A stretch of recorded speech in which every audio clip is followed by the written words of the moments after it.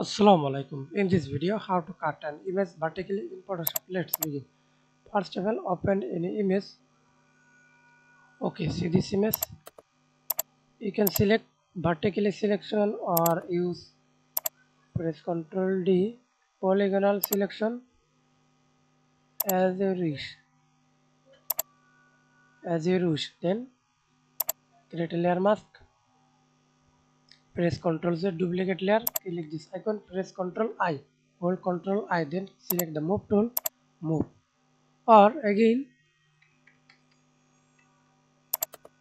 use this selection tool vertically. Apply the same process. Press Ctrl Z, hold Ctrl I. That's it. Thanks for watching video. Please subscribe to my channel, like, comment, share.